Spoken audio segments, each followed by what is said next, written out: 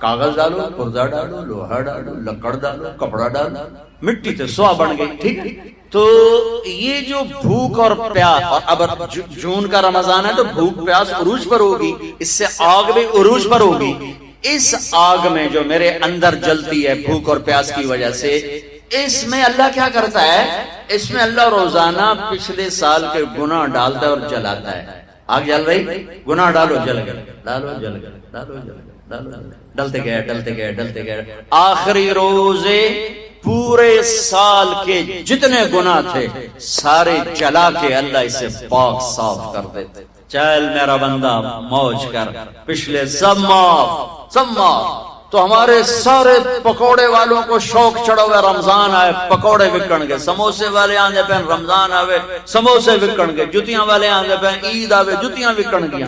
وہ کسی کو یہ شوق ہی نہیں کہ بخشش ہوگی، اللہ راضی ہوگا، جنت ملے گی، اللہ کی محبت میں بھوک لگے گی، اللہ کے عشق میں پیاس لگے گی. وہ بھوک اور پیاس کی جو تڑپ اور کسک ہے، پھر ہم ہاتھ اٹھا کے اللہ سے مانگیں گے. ہم کہیں گے یا اللہ، تو عرش کے دروازوں تک میری پکار جائے گی، ساتوں آسمان میری پکار سے گونج اٹھیں گے. مجھے یقین ہے کہ میرا اللہ کہتا ہے، میرا نبی فرماتے ہیں کہ اللہ رمضان میں سارے آسمان کے فرشتوں سے فرماتا ہے روزے رکھنے والوں کی دعا پر آمین کہو.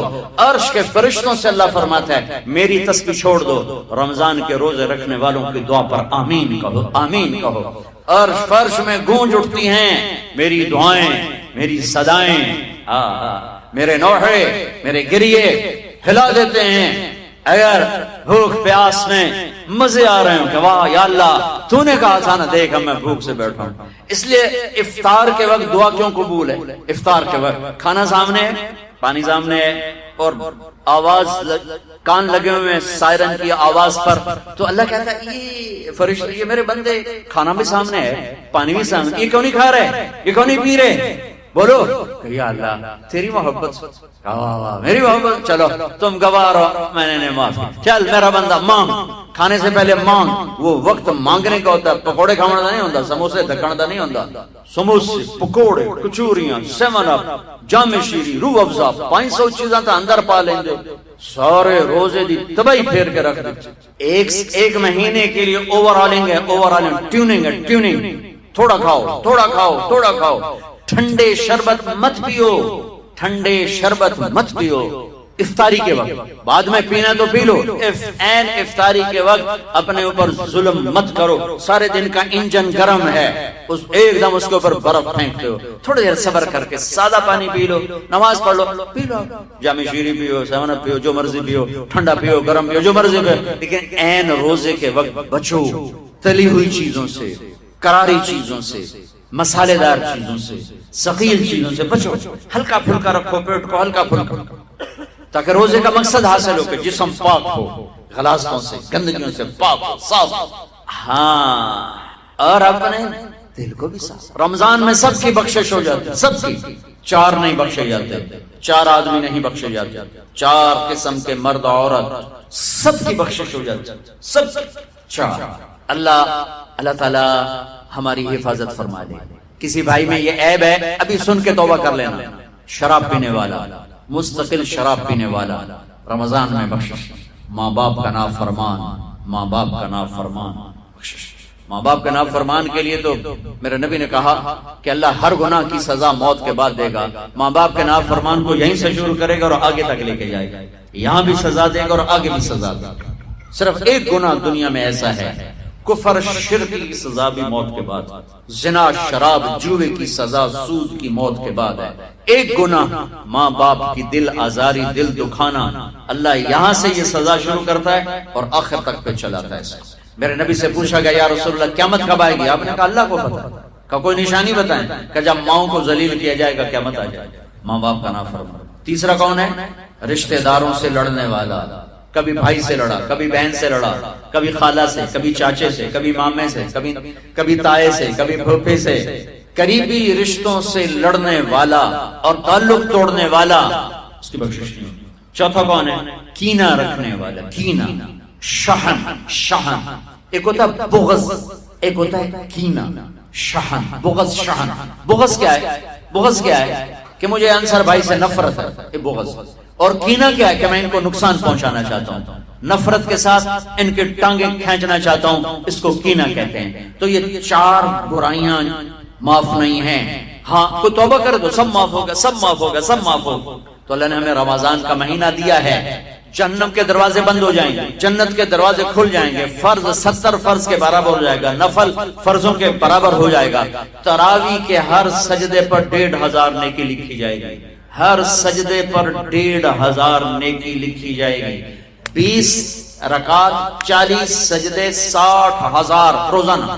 یہ تمہارے کلب ایدا پٹھا جانا ہے کی نہ ہے، میں نے حالی تھی نہیں سر لگی ہے، تسی آن دیکھ لئے، چلو جڑا بھی نہ ہے ٹھیک۔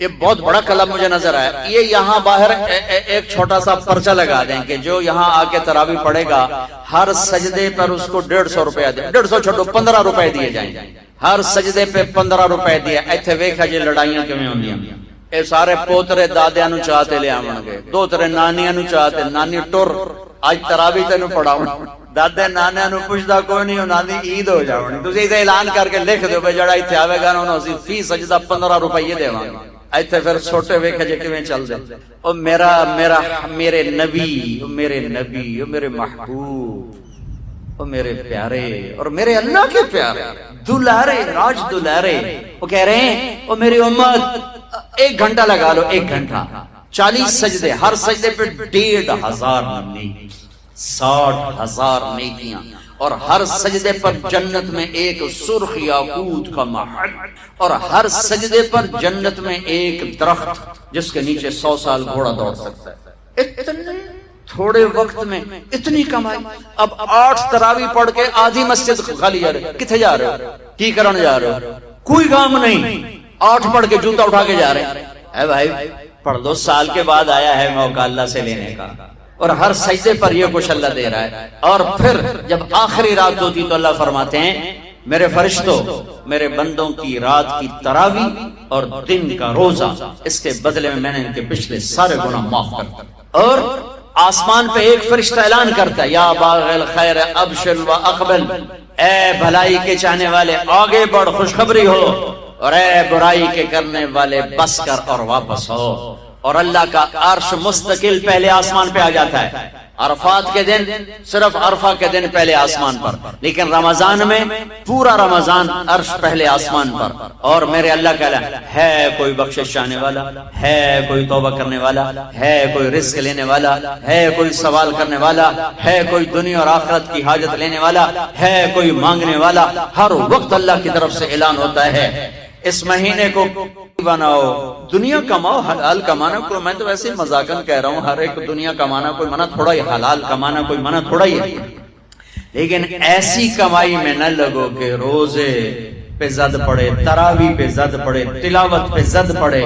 میرے نبی پاک صلی اللہ تعالی علیہ وسلم رمضان میں قرآن کی تلاوت بڑھا دیتے تھے۔ قرآن رمضان کا سب سے بڑا وظیفہ، جی کوئی وظیفہ دسو، کوئی وظیفہ دسو، لوگ پوچھتے ہیں جی رمضان کا کوئی خاص وظیفہ بتا رہا ہوں۔ رمضان کا خاص وظیفہ قرآن کی تلاوت، رمضان کا خاص وظیفہ قرآن کی تلاوت، قرآن کی تلاوت، قرآن کی تلاوت، جتنا پڑھ سکتے ہو پڑھتے جاؤ، پڑھتے جاؤ، پڑھتے جاؤ، پڑھتے جاؤ۔ میرا ایک ساتھی ہے مولوی ثناء اللہ، وہ ایک دن میں پورا قرآن ختم کرتا ہے، ایک دن میں پورا قرآن، ایک دن میں پورا قرآن، پورے رمضان میں 30 قرآن ختم کر دیتے ہیں۔ سوائے اس کے بیمار ہو جائے تو کوئی بیمار ہو جائے تو 10 پارے، ورنہ پورا قرآن، رمضان قرآن، پورا قرآن۔ تو چلو ہم پورا قرآن نہیں پڑھتے، کچھ تو پڑھو، سارے سال نہیں پڑھو، کچھ تو پڑھو۔ رمضان کا وظیفہ قرآن کی تلاوت، رمضان کی تسبیح قرآن کی تلاوت، رمضان کی خدمت، روزے افطار کرواؤ، سحری کھلاؤ، افطاری کراؤ، غریبوں کو مدد کرو، زکات دو، اپنے مزدوروں سے کام تھوڑا لو، گھر کے نوکروں سے کام تھوڑا لو۔ اور رمضان کی سب سے بڑی بات، آپس میں بغض سے دل صاف کرو۔ لڑے ہوئے ہو، رمضان آنے سے پہلے جیسے لوگ حج پر جانے سے پہلے نہیں فون کرتے ہیں، صلح کرتے ہیں، اتنا ہی ضروری ہے رمضان سے پہلے میں دل صاف کر لوں، میں معاف کر دوں، میں معافی مانگ لوں، زیادتی کی ہے تو معافی مانگ لوں، کوئی معافی مانگنے آیا تو معاف کر دوں، میرا دل صاف ہو، کسی سے بغض نہ ہو، کسی سے کینہ نہ ہو، کسی کا حسد نہ ہو، کسی سے رنجش نہ ہو، دل صاف کرو۔ صاف دل اللہ کا عرش بن جاتا ہے۔ اللہ کا عرش بن جاتا ہے، اللہ کا عرش بن جاتا ہے۔ یہ رمضان کی تیاری بتا رہا ہوں، ایک دوسرے کو معاف کرو، جس سے لڑے ہوئے معاف کر دو، زیادتی کرنے والے کو معاف کر دو۔ میرے نبی کا فرمان ہے تصل من قطع وتعطي من حرم وتعفو عن من ظلم، جو توڑے اس سے جوڑ، جو نہ دے اس سے دو، جو زیادتی کرے اسے معاف کرو۔ یا رسول اللہ یہ تو بڑا مشکل کام ہے، میں ایسے ہی ایک سوال اٹھا رہا ہوں، یا رسول اللہ یہ تو بڑا مشکل کام ہے، تو میرے نبی فرما رہے ہیں تو میری ضمانت ہے، میں گارنٹر، میں ضامن، تم اپنے اخلاق اچھے کرو، میں تمہیں جنت الفردوس میں گھر لے کر دوں گا، جنت الفردوس میں گھر لے کر دوں گا، تم اخلاق اچھے کرو۔ یہ اخلاق کی انتہا کیا ہے؟ جو توڑے جوڑو، جو نہ دے دو، جو محروم کرے عطا کرو، جو زیادتی کرے معاف کرو۔ یہ اسلام کے اسلامی معاشرہ نمازوں سے نہیں بنتا، روزے سے نہیں بنتا، تسبیح سے نہیں بنتا، اسلامی معاشرہ اچھے اخلاق سے بنتا ہے، اچھے اخلاق سے بنتا ہے، اچھے اخلاق سے بنتا ہے۔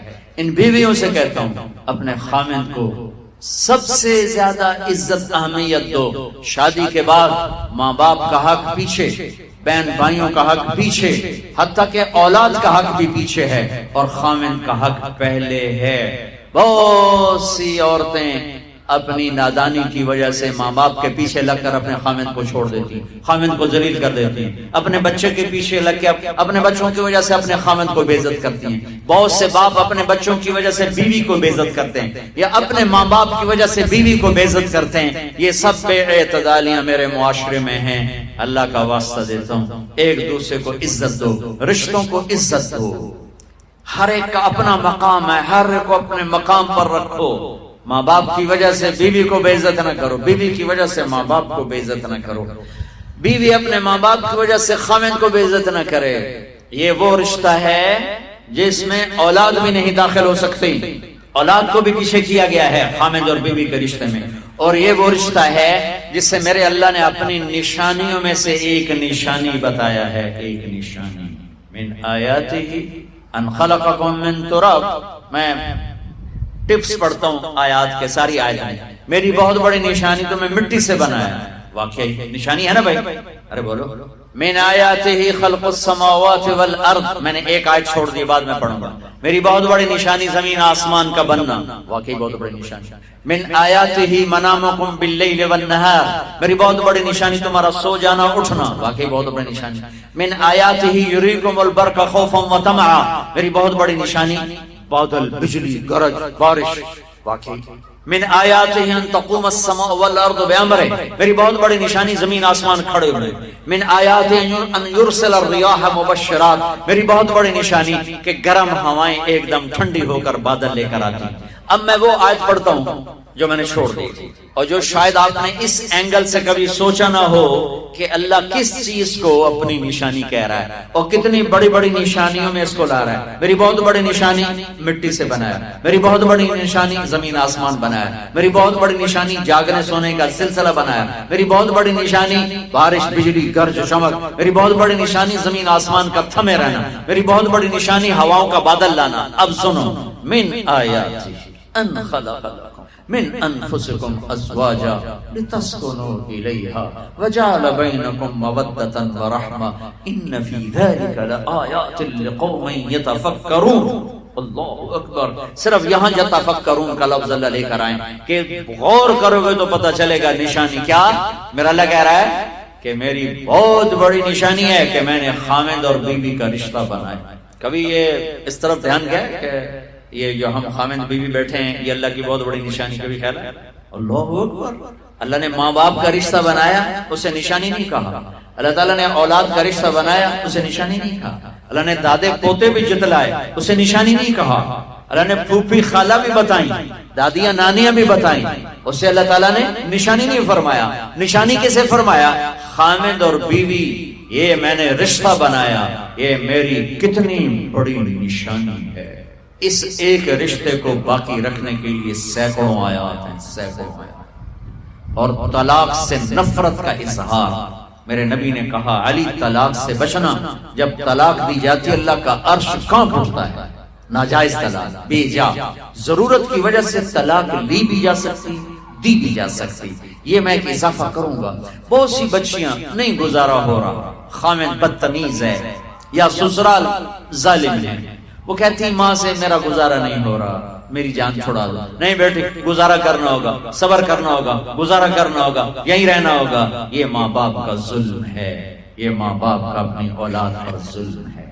ہمارا تو زمیندارہ ماحول ہے پنجاب کا، میں نے اپنے خاندان کی بتاتا ہوں، بچیوں پہ ظلم ہوتے دیکھے، پھر ان کی فریادیں بھی سنی، پھر ان کے ماں باپ کا ظلم دیکھا۔ اتھا ہی رہنا ہے، اتھا ہی گزارا کرنا ہے، بس اسا ایک باری تیرا کر دیتا ہے، ہن اسا کوئی نہیں کرنا، پیچھا مڑ کے نہ پئی آویں، جویں کرنا ہی کر، ساڈا کوئی ذمہ نہیں۔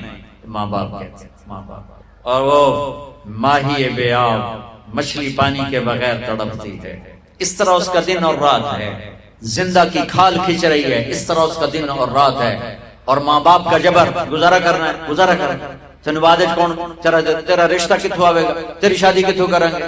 ابھی تو اس کو ذبح ہونے سے بچا دو، کل تو اللہ نے ہمیں اس کا مکلف ہی نہیں کیا کہ کل کیا ہوگا، کل کو آنے تو دو، پتہ نہیں کل کا دن ہے بھی نہیں کہ ہمارے مقدر میں یا نہیں۔ ہم کل کے لیے اپنی بچیوں کو ذبح کر دیتے، میں نے ان کو تڑپتے دیکھا۔ میں صرف اپنی فیملی کی بات اوروں کی فیملیوں کی بات جہاں جہاں تعلقات، کہیں رشتہ قریب کا ہے، لڑکی بدتمیز ہے، بچہ شریف ہے، وہ کہتا ہے ابا جی میں طلاق دینا چاہتا ہوں، میرا اس سے گزارا نہیں ہے، زبان شدید ہے۔ ہائے میرے بھائیو، گھروں کی آبادی اللہ کی قسم، مالدار ہو یا غریب، وہ صرف اچھے اخلاق سے ہوتی ہے، اور گھروں کی بربادی مالدار ہو یا غریب، وہ برے اخلاق سے ہوتی ہے، برے اخلاق سے۔ دو واقعے اوپر نیچے ہوئے، ایک خاتون ملی، مجھے تعارف کرائے گا کہ ایک خاتون آ رہی ہیں، ان کے خامن کھربوں پتی ہیں، کھربوں پتی، ٹھیک ہے جی آؤ۔ اس خاتون نے آتے ہی رونا شروع کر دیا، مولانا لوگ مجھے خوش قسمت سمجھتے ہیں کہ میں بہت بڑے مالدار کی بیگم ہوں، میرا دل زخمی ہے، میرے خامن کا سلوک اچھا نہیں، میں دولت کو آگ لگاؤں، یہ ہیرے کے سیٹ کو میں کیا کروں جب اس کا سلوک ہی میرے ساتھ اچھا نہیں۔ چند دن کے بعد ایک نوجوان ملا، مولانا میں اپنی زندگی سے تنگ ہوں، میری بیوی انتہائی بدتمیز ہے، انتہائی زبان دراز ہے، میں اپنی زندگی سے تنگ آ چکا ہوں، 3 بچے ہو چکے ہیں، طلاق دے نہیں سکتا، میں کیا کروں؟ یہ روزمرہ کے واقعات ہیں۔ تو ضرورت کے لیے طلاق دی جا سکتی ہے، لی جا سکتی ہے، نہ عیب ہے نہ تانا ہے، نہ ذلت ہے نہ کوئی داغ ہے۔ لیکن ابھی فیصلہ آباد سے ایک بچی ملی، اس کی بچی گود میں، طلاق کیوں ہو گئی؟ سسرال نے کہا بچی کیوں پیدا ہوئی ہے، گھر واپس جاؤ، طلاق دے دی۔ بچی پیدا ہونے پہ طلاق دے دی، پچھلے ہفتے ملا ہوں، پچھلے ہفتے، کیا قصور ہے کہ بچی پیدا ہوئی طلاق دے دی۔ اور یہ 3 دن پہلے اسلام آباد میں خاتون ملی کہ سسرال نے گھر سے نکال دیا، کیوں 3 بچیاں گھر سے نکال دی، 3 بچیاں پیدا ہونے پر گھر سے نکال دیا۔ یہ بھی اسی دیش کی کہانی، یہ بھی اسی دیش کی دکھ بھری داستان ہے۔ ظلم صرف وہ نہیں جو بھتہ کی پرچیاں آ رہی ہیں اور جو دہشت گردی ہو رہی ہے، یہ جیسے وہ بہت بڑا ظلم ہے، ایسے ہی یہ بھی بہت بڑا ظلم ہے کہ کہیں بچیاں ذبح ہو رہی ہیں، کہیں بچے ذبح ہو رہے ہیں۔ پھر ایک اور ظلم اس کے ساتھ ہے، خاندان سے باہر نہیں کرنی، خاندان میں کریں گے۔ ہم راجپوت ہیں، میں اپنی بات کرتا ہوں، ہم راجپوت ہیں، ہم اس سے باہر نہیں کرتے، ہم شیخ ہیں، ہم باہر نہیں کرتے، ہم مہمن ہیں، ہم باہر نہیں کرتے، ہم پٹھان ہیں، ہم باہر نہیں کرتے، ہم ارائیں، ہم باہر نہیں کرتے۔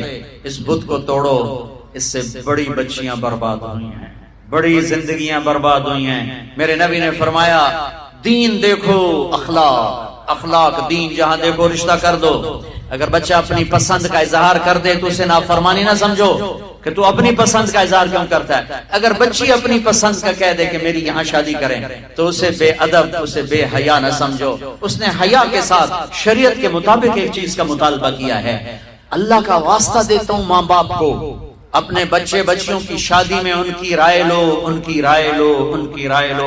ایک خاتون نے مجھے بتایا کہ میرا رشتہ آیا اور میرے ماں باپ دوسرے کمرے میں بیٹھ کے مشورے کر رہے کہ کرنا ہے کہ نہیں کرنا، مجھے پتہ ہی نہیں رہے کہ تیرا رشتہ آیا ہے۔ اور بچیوں سے پوچھنا عیب سمجھ، مجھے تمہارے کراچی کے نہیں پتا، میرے پنجاب کی تہذیب یہی ہے، بچیوں سے پوچھنا عیب، بس کر دیتا تیرا ایسا ہی کرنا ہے، ایسا ہی کرنا ہے، اور کوئی گل دوئی ہے ہی کوئی نہیں۔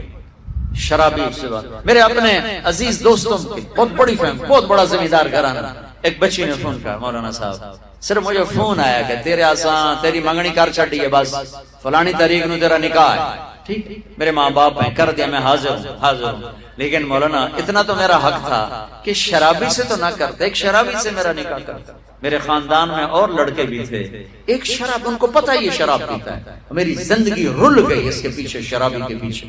ماں باپ کو ہاتھ جوڑتا ہوں، نکاح بچے بچی کا حق ہے، ان کی رائے کا احترام دو، مسلط مت کرو، یہیں کریں گے اور کہیں نہیں کریں گے۔ اولاد کو نافرمان کر دیا، زنا کے راستوں پر چلا دیا۔ بچوں سے کہتا ہوں، ہاتھ جوڑتا ہوں، اللہ کا واسطہ کورٹ میرج نہ کرو، لو میرج نہ کرو، ماں باپ کی دعا لو، ماں باپ کی دعا لو، ماں باپ کی دعا لو۔ یہ کورٹ میرج، لو میرج تمہیں تباہ کر دے گی، ہلاک کر دے گی۔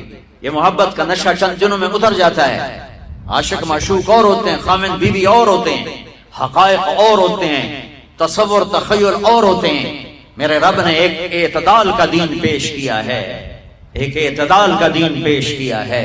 شادی بچے کا حق ہے، بچی کا حق۔ ماں باپ پیش کر، بیٹا یہ پیغام ہے، کر دیں، بیٹی یہ پیغام ہے، کر دیں۔ بیٹا پسند کا اظہار کرے، اسے نافرمان نہ سمجھو، بیٹی اپنی پسند کا اظہار کر دے، اسے نافرمان نہ سمجھو۔ صحابہ کی سیرت اٹھا کے پڑھو، صحابیات کی سیرت اٹھا کے پڑھو۔ ایک خاتون، یا رسول اللہ میں آپ سے شادی کرنا چاہتی ہوں، یا رسول اللہ میں آپ سے شادی کرنا چاہتی ہوں۔ صحابیہ کروڑوں رابعہ بصری قربان کی جائیں صحابیہ پر۔ ہاں، میرے نبی نے خاندان کا بت توڑا، اپنی قوم میں شادی کی۔ حضرت عائشہ قریش، حضرت حفصہ قریش، حضرت سودا قریش، ام حبیبہ قریش۔ ام حبیبہ دشمن خاندان سے، بنو امیہ، ابو سفیان کی بیٹی، ابو سفیان دشمن، اس کے گھر شادی، اس بت کو توڑا ہے۔ پھر قریش سے باہر نکلے عرب، میمونہ رضی اللہ عنہ، ہلالیہ، جویریہ رضی اللہ عنہ، بنو مستلق، زینب بنت جہش قریش، زینب بنت خزیمہ قریش، ام سلمہ قریش۔ باہر نکلے، زینب میمونہ ہلالیہ قریش سے باہر، جویریہ بنو مستلق قریش سے باہر۔ پھر ایک قدم آگے، عربوں کے باہر شادی کی، یہودیوں میں حضرت صفیہ، یہود، بنو قریظہ۔ آپ جانتے تھے کہ میری امت یہ بت کھڑے کرے گی، یہ بت کھڑے کرے گی، بچیاں بوڑھی ہو جائیں گی، کہیں گی بس راجپوت ملے گا تو کریں گے، نہیں تو نہیں، میمن ملے گا تو کریں گے، نہیں تو نہیں، شیخ ملے گا تو کریں گے، نہیں تو نہیں۔ یہ پتہ نہیں کتھوں آگے جٹ باٹ ناٹ کتھوں کٹھے ہو۔ قومیں تو پہچان کے لیے ہیں، نہ کہ ان دیواروں کو کھڑا کرنے کے لیے۔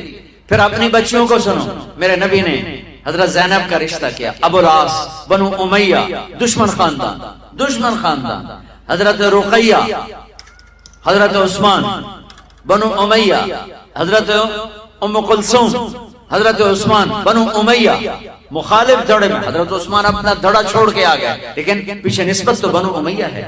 ایک بچی فاطمہ اپنے گھر میں دی، علی، اور وہ بھی کیسے دی؟ ایک حدیث سنو، میرے نبی نے فرمایا، ما تزوجت وما زوجت الا بوحی من السماء نزل به جبریل۔ میں نے جہاں شادی کی، میں نے جہاں بیٹی دی، پہلے آسمان سے جبریل آیا، حکم سنایا، پھر میں نے قدم اٹھایا۔ ٹھیک ہو گیا؟ اب حضرت علی رشتہ لے کر آئے، رشتے کا پیغام لے کر آئے، اور آ کر چپ کر کے بیٹھ گئے۔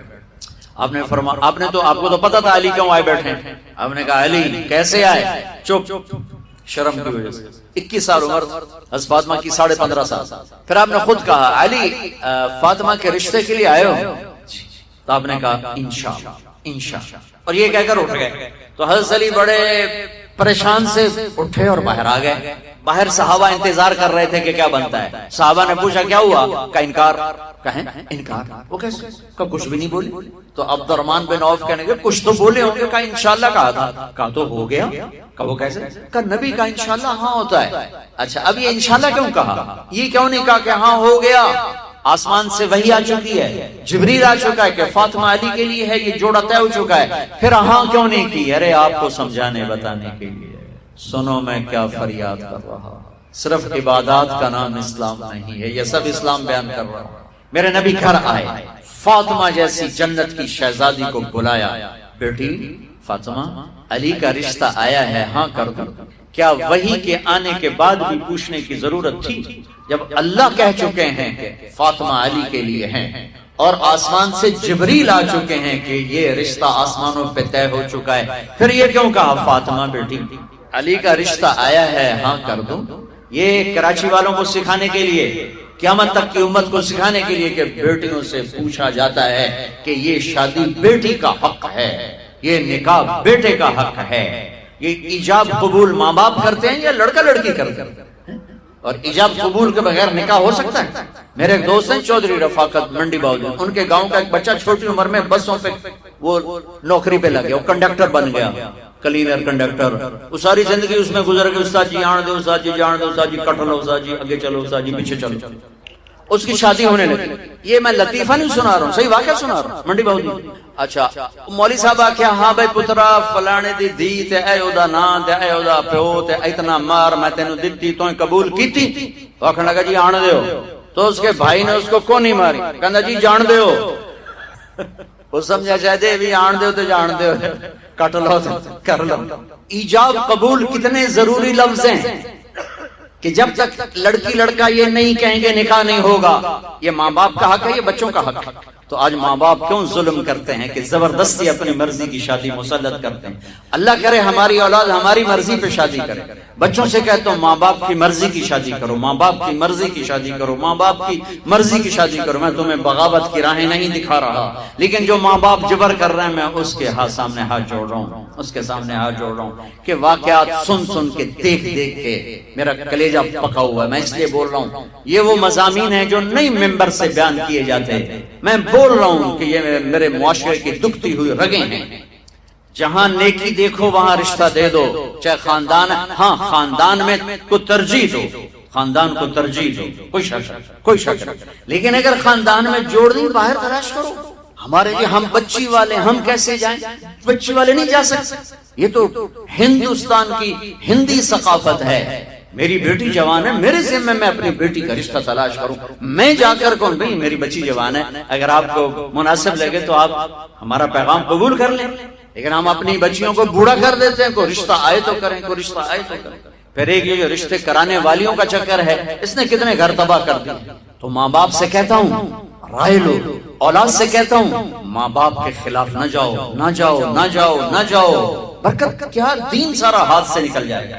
لیکن سن لو میرے نبی کی زندگی اور بات اور سنت اور سیرت اور شریعت، فاطمہ علی کا رشتہ آیا ہے کر دوں؟ فاطمہ جیسی بچی